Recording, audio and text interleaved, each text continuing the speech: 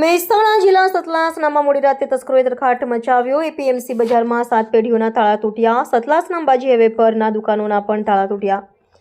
એક સાથે ગંજબહાર અને બજારમાં ચોરીઓ થતા હડકંપ મચ્યો, જેમાં Bajrang traders, Harsiddhi agro centre, Memon trading, Banas trading, Ajwa traders, Shri Chamunda traders વખારને ટાર્ગેટ બનાવ્યા। આશરે 10 થી વધુ દુકાનોના તાળા તૂટ્યા હોવાનું જાણવા મળ્યું। વહેલી સવારે પોલીસને જાણ થતાં ઘટના સ્થળે પહોંચી ગંજ બજારમાં ચોકીદારને પણ ચોરે માર્યો હોવાનું જાણવા મળ્યું। ગંજ બજારના ચોકીદારને સારવાર અર્થે ખસેડવામાં આવ્યો હોવાનું સેક્રેટરીએ જણાવ્યું।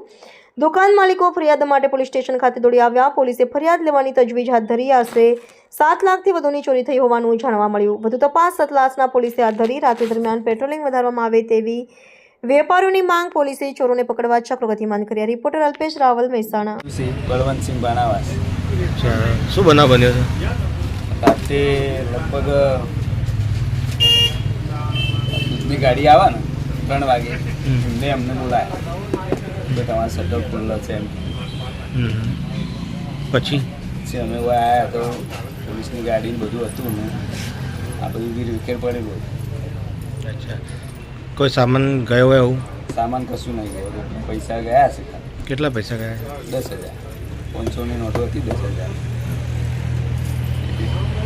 સિવાય બીજી જગ્યાએ મૂકેલી હતી પહેલી જ લઈ ગયા। સાહેબ અમે રાત્રે 11:30 વાગ્યા સુધી અહીંયા હતા, બરાબર। અમે ઘરે ગયા અને પછી 4 વાગે જેવા અમારો તો ફોન આવ્યો કે ભાઈ તમારા બધા દુકાનનો તાળા તૂટ્યા છે। અને ઉભિયા પાર્લર રીત્યો તો રોજ પોઈન્ટ હોમગાર્ડવાળા હતા, પણ કાલે કોઈ હતા નહીં। અને અમારો ગલ્લો સાહેબ આ ગલ્લો રહ્યો એમાં 30,000 થી 35,000 રૂપિયા હતા। એ ગલ્લો તોડેલો છે, એ બાજુમાં જ છે। આ અંગે તમારે વધુ શું કહેવું છે? કે સાહેબ આની ઊંડી તપાસ કરાવો તો ફરીવાર કોઈ આવો બનાવ ના બને તો એમને પકડવા માટે એમને તમે કોશિશ કરાવો તો એટલું અમારી ભલામણ।